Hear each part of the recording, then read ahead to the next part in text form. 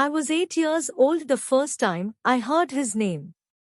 Shifting in the hard plastic seat, my wrists are shackled to a metal chain link at the center of the table, limiting my mobility. The officer observes my discomfort passively, already impatient and annoyed with my recollection of events. I was thinking a little more recent, Miss Clark.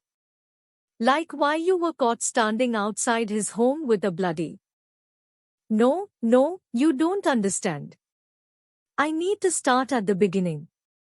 So you can understand, I enunciate, not trusting Officer Doe, an overworked, underpaid, exhausted, dispassionate cop, to actually comprehend the beauty of my tale. A tired sigh escapes me, not from lack of sleep but disappointment. Officer Doe waves his fingers, gesturing for me to continue. I don't trust him, but this is the end of the line. The metal handcuff digs into my wrist as I adjust in my seat so I can really get into the story. Ignoring the pinching skin, I lean forward, welcoming him into my world. I think back to that day, so many years ago now. Curled up in a ball on the lumpy, played couch, the edges of the cushions fraying, made worse when I ran my fingers along the seams. Shivering as the winds howled and rattled the single-pane glass windows of my friend's tiny cabin on Cliff Island, off the coast of Maine. The day started bright and sunny, and like all the other kids who lived temporarily or year-round on the island, we spent every second playing in the ocean and cutting away debris through the woods like explorers and marauders. My best friend Ayla had a neighbor, a boy who was older than us, maybe only a year or two, but at the time, the schism of our ages felt enormous. He was tall. He spoke confidently and made fewer stupid jokes than the boys Ayla and I went to school with on the mainland. Something about that island boy consumed me, and he was all I could think about as we explored the island that summer. I followed him bravely as we climbed up trees and leaped, clutching the makeshift swing as we flung ourselves into the water below. As that particular day came to an end, I followed Ayla, reluctant but resigned, back to her camp. The first dewy drops of rain wet our shoulders, and the shadows cast amongst the trees expanded. A storm was coming, you could smell it in the air. By the time night fell, it was like a hurricane descended upon the island. Everything shook and howled and whistled, but the adults weren't concerned, and neither was Ayla, so I forced myself to pretend I wasn't scared, too. We curled up on the couch in the small den. Ayla called it the inside-outside room because although there were 4 walls and a roof, the floor-to-ceiling rattling glass windows still made you feel like you were outside.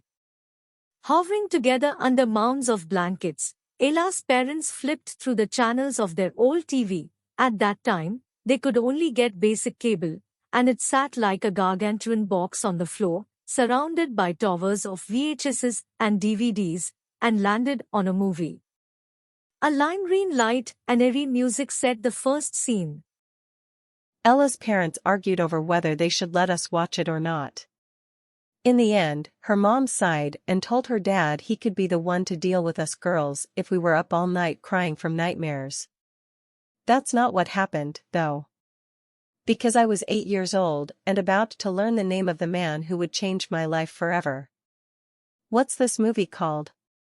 I whispered to Ella, who loudly reiterated my question to her parents.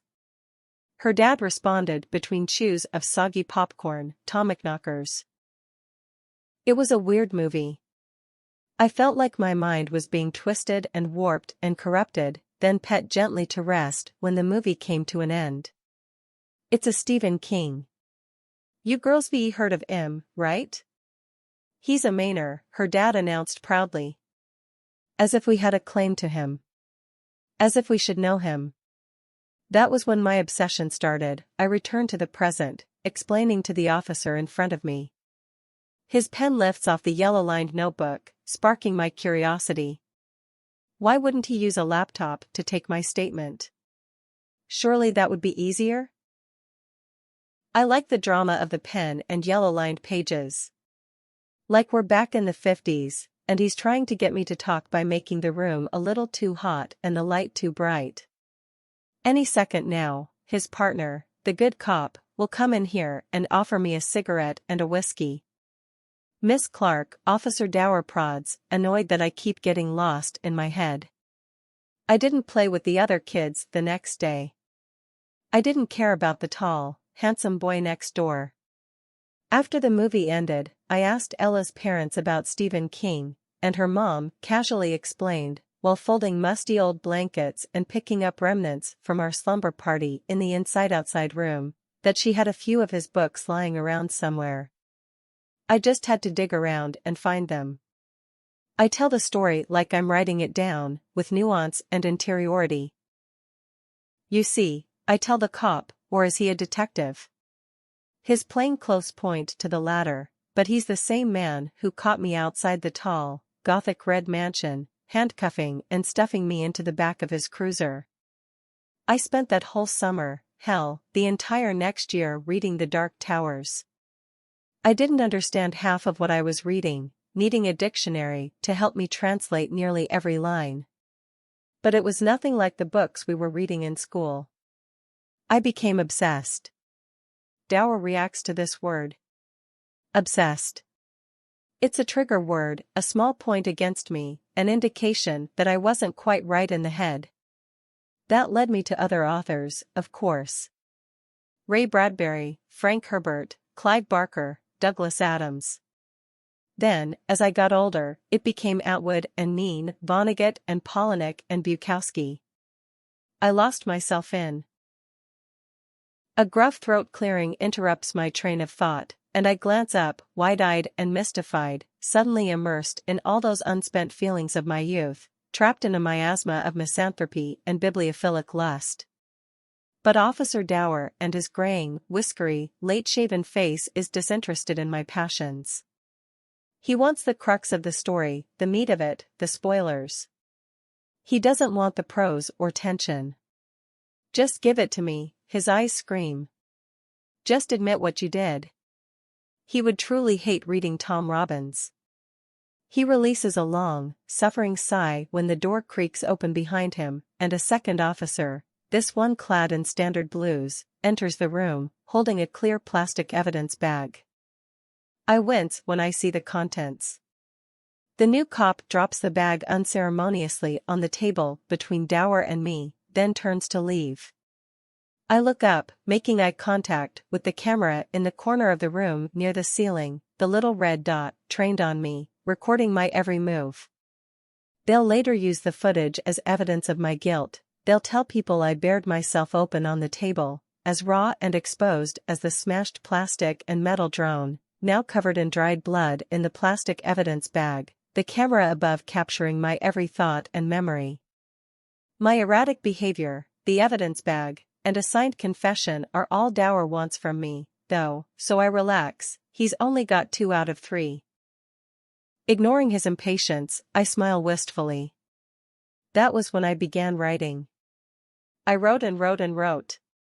I took creative writing classes, I got a degree in English and communications. But I kept getting rejection letters. Over and over again. And then one day, I leaned forward, lowering my voice, pleased when Dower mimics my posture, finally intrigued.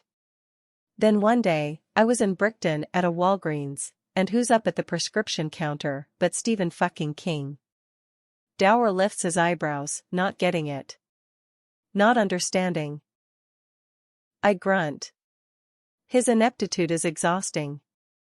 Anyway, when he walked past me, I couldn't help it. I tried to talk to him and I was so awkward, stumbling over my words. But he was so kind and polite. I told him I was writing horror, like him, and that he was my inspiration. That I fell in love with writing because of him, but I just couldn't get published. And do you know what he said? What did he say? He said, not everyone can be scary. And then he smiled that stupid, toothy smile and left. Finally, understanding dawns, the Dowie man's cracked lips pressing together thoughtfully. And that hurt your feelings? You wanted revenge? That's why you flew. No, of course it didn't hurt my feelings. It motivated me. Dower's pen stills on the yellow paper once more, glancing at me beneath his lashes. He's trying not to spook me or slow my momentous storytelling, but he also doesn't want to admit he's still confused. Look. I was his biggest fan. But his last few books, I lift my palm, bound as it was to the table, and made a SOSO gesture with my hand. I think he just needed a little inspiration. It was kind of poignant, too, don't you think? Very Annie Wilkes of me. I smile proudly, but this idiot still looks confused. Misery? Still, nothing. Kathy Bates? Recognition passes his face, and I don't resist the eye roll. That's the one about the woman who's obsessed with the author, and she kidnaps him and makes him rewrite the story, right? Very good, Dower, even if you did get that from the movie. But did you know that Misery was inspired by another short story of a similar premise? I did not. So, you identify with this Annie Wilkes character, then? I shrug.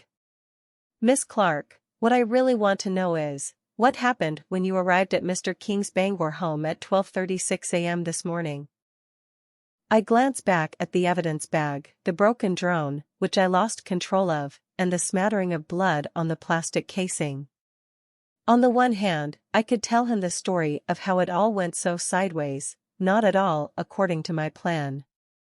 Or, I could tell him what actually transpired while adding narrative, a creation of my own making.